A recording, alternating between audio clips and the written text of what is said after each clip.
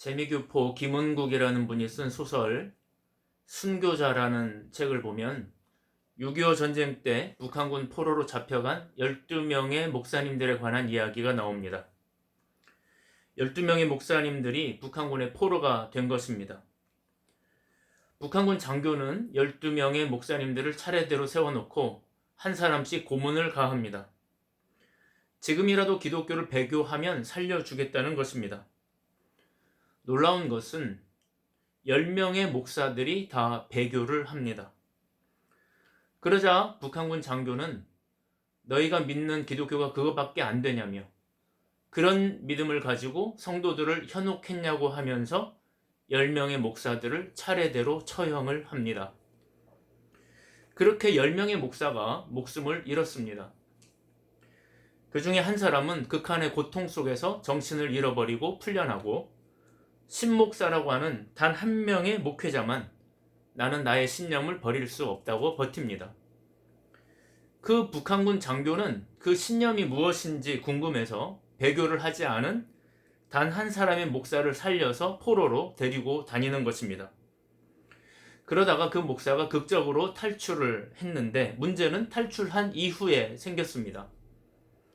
다른 성도들에게 소문이 나기를 10명의 목사가 다 순교를 했는데 당신은 왜 순교하지 않았냐고 하면서 돌팔매질을 가하는 것입니다.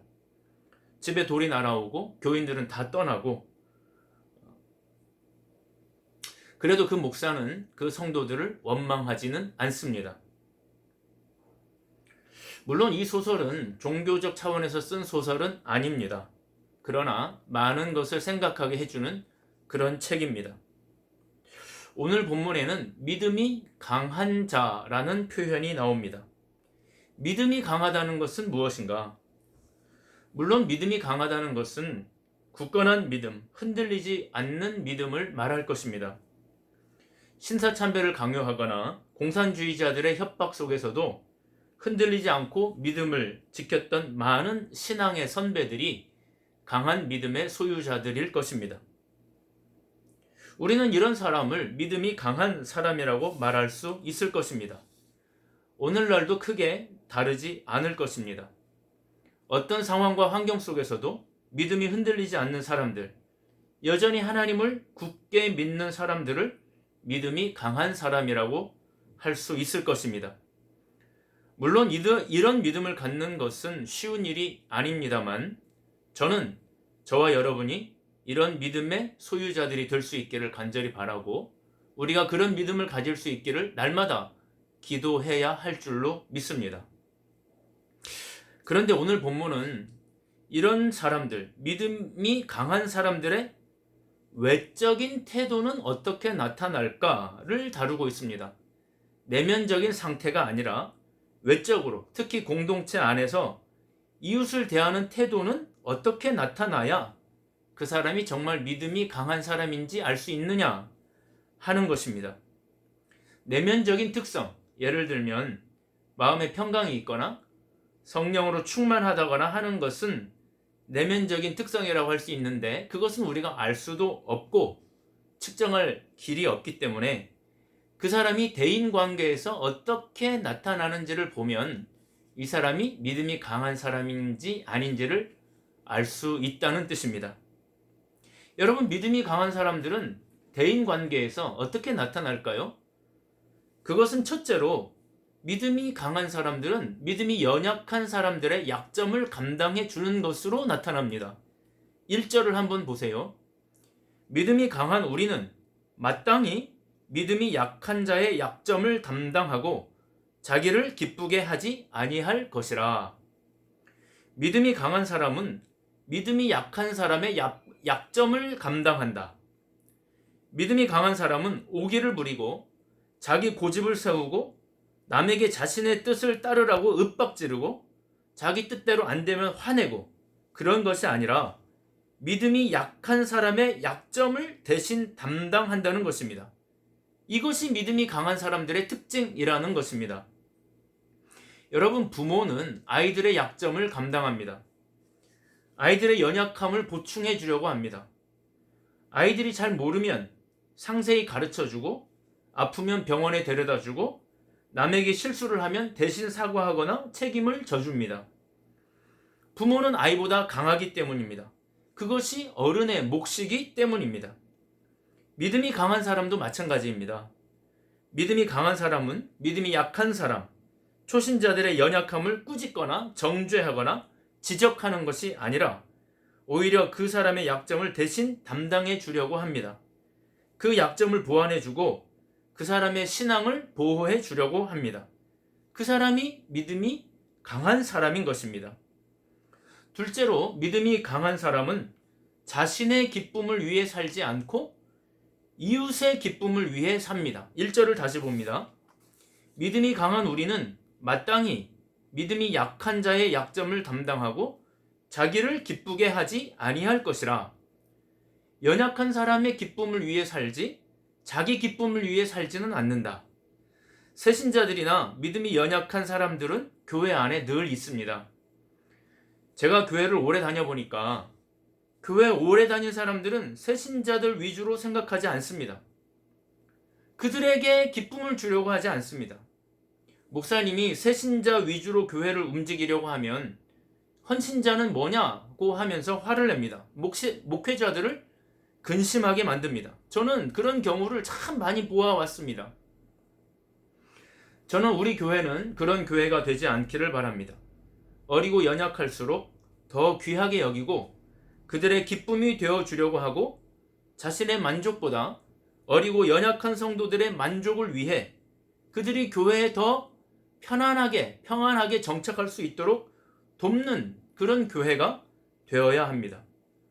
우리 주변의 이웃들에 대해서도 마찬가지입니다. 교회 오래 다닌 사람이 믿음이 강한 사람이 아닙니다. 이웃의 기쁨을 먼저 생각하는 사람이 믿음이 강한 사람입니다. 제가 아픈 중에 본의 아니게 TV를 많이 보게 되었는데 어떤 여자 개그맨이 TV에 나와서 하는 말이 내가 힘들게 돈 벌어서 나의 만족을 위해 쓰겠다는데 뭐가 문제냐? 이렇게 말하는 여자 개그우먼이 있었습니다. 이런 멘트가 전국에 방송이 되는 것입니다. 여러분, 세상 사람들은 얼마든지 그렇게 살 수 있습니다. 그러나 그리스도인은 그렇게 살아서는 안 됩니다. 지금도 쪽방촌에서 고생하는 사람들, 희귀 질환으로 고생하는 사람들, 끼니를 거르는 사람들이 아직도 많이 있습니다. 그들의 고통을 외면하면서 자기만 잘 먹고 잘 살겠다고 하면 어떻게 바른 그리스도인의 삶을 살 수 있겠습니까? 오늘 본문에 보면 우리 각 사람이 그렇게 하라고 되어 있습니다. 여러분, 물론 우리가 교회 이름으로 어딘가에 교회 이름으로 기부를 할 수 있습니다. 그러나 성경은 그렇게 말하지 않습니다. 각각이 자신의 삶의 현장에서 각 사람이 그렇게 살라고, 이웃을 기쁘게 하는 삶을 살라고 우리에게 가르쳐주고 있습니다. 우리 복지교회 성도들은 여러분의 삶의 주변에서 이웃의 기쁨을 채워주는 그런 삶을 살 수 있기를 바랍니다. 그것이 오늘 본문의 가르침이고 이 교회를 목회하는 저의 소망이기도 합니다. 세 번째로, 믿음이 강한 사람은 선을 이루고 덕을 세워야 한다. 2절을 보세요.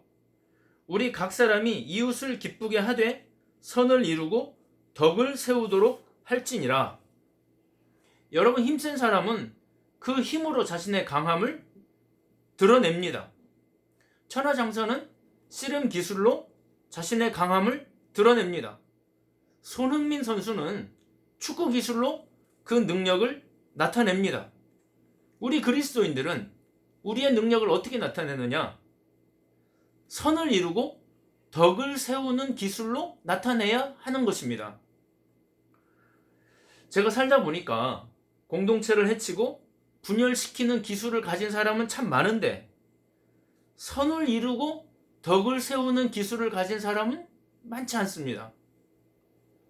일도 아닌 것을 막 말을 만들어가지고 일파만파 퍼지게 하는 사람이 있는가 하면 이게 큰일인 것 같은데도 조용히 자기가 손해를 보고 자기가 억울함을 감수하면서도 선을 이루고 덕을 세우는 일에 좋은 기술을 발휘하는 사람들도 많이 있습니다. 믿음이 강한 사람은 그렇다는 것입니다.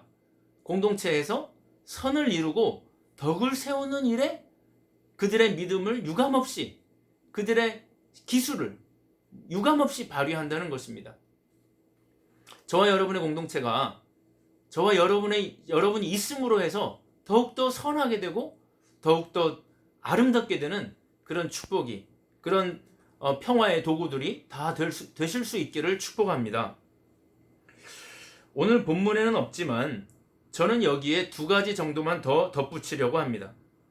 믿음이 강한 사람에게서 나타나는 네 번째 모습은 바로 감사입니다. 감사. 감사로 제사 드리는 자가 하나님을 영화롭게 한다고 시편이 말하고 있지 않습니까? 믿음이 좋은 사람, 믿음이 강한 사람일수록 그 입술에 감사가 많습니다. 저는 이번에 아프면서 깨달은 바가 많습니다. 아프니까요, 그동안 아프지 않았던 날들이 얼마나 감사한지 비로소 깨달았습니다. 아파 보니까 그동안 내가 아프지 않았던 날들이 많은 근심 걱정이 있었지만 사실은 참 감사한 날들이었구나 하는 것을 깨닫게 되었습니다. 사랑하는 여러분, 오늘 아프지 않은 것을 감사하기를 바랍니다. 이만큼만 아픈 것을 감사하기를 바랍니다. 제가 장기 하나가 아프니까 그동안 다른 장기들은 아프지 않았다는 것이 얼마나 감사한가. 장기 하나가 아파도 이렇게 아픈데 여러 개의 장기가 아프면 얼마나 아플까. 그동안 나의 장기들, 저의 심장과 폐와 오장육부를 지켜주신 하나님이 얼마나 감사한지 이번에 아프면서 깨닫게 되었습니다. 또 생긴 감사 제목이 있다면, 그동안 내가 힘들다고 원망만 했지 내가 얼마나 감사한지를 잊고 살았었는데 이번에 내가 감사를 잊고 살고 있었구나 하는 것을 깨달은 것이 감사했습니다. 내가 감사를 잊고 살았구나 하는 것을 이번에 깨달았어요. 그것이 감사 제목이 되었습니다. 사랑하는 여러분, 오늘 여러분은 얼마나 감사하고 계십니까? 오늘이 추수감사절인데 저와 여러분이 이번 한 주간 감사한 일들이 얼마나 많은지 감사 제목을 꼭 써보시는 이번 한 주간이 되실 수 있기를 바랍니다. 교회 오래 다니는 것이 믿음의 증거가 아닙니다. 믿음의 증거는 바로 감사입니다. 감사하는 사람이 믿음이 강한 사람이고 믿음이 좋은 사람이라고 할 수 있습니다. 믿음이 강한 사람에게서 나타나는 가장 아름다운 마지막 증거는 바로 용서입니다. 용서. 하나님을 믿을 때에만, 그것도 하나님을 진짜로 믿을 때에만 하나님이 살아계심과 그분의 역사하심을 진짜 믿을 때에만 우리는 바로 용서할 수 있습니다. 믿음이 좋은 제자들이 하루는 예수님에게 물었습니다. 예수님, 3번 용서하면 많이 용서한 거지요? 그러니까 예수님께서 대답하십니다. 70번씩 7번이라도 용서해라. 왜냐하면 그것이 하나님을 믿는 가장 강력한 증거이기 때문이다. 여러분, 하나님을 믿지 못하면 우리는 절대로 용서할 수 없습니다. 얼마 전 서울대병원 치과에 근무하는 제자 하나와 오랜만에 통화를 했습니다. 이 친구는 중학교 때 아버지를 여의고 열심히 공부해서 서울대 치대를 입학한 아이입니다. 이 아이의 아버지가 해경이셨는데 하루는 아버지가 야간에 출동이 있어서 갑자기 비상 출동을 하게 되었습니다. 그것이 마지막 출근이 될 줄은 몰랐습니다. 나중에 들려온 소식은 현장에서 실족을 해서 바다에 빠졌는데 시신으로 발견되었다는 것입니다. 그런 줄만 알고 10수년을 살았는데 나중에 같이 근무하던 사람들의 증언을 통해서 아버지가 다른 직원과 배 위에서 실랑이를 벌이다가 그 직원이 밀쳐서 바다에 빠지게 되었다는 것을 20대 중후반이 되어서야 듣게 되었습니다. 지나온 자신의 삶과 그동안 고생했던 어머니의 삶이 지나가면서 얼마나 억울한 마음이 생기는지, 얼마나 분노의 마음이 생기는지 알 수 없습니다.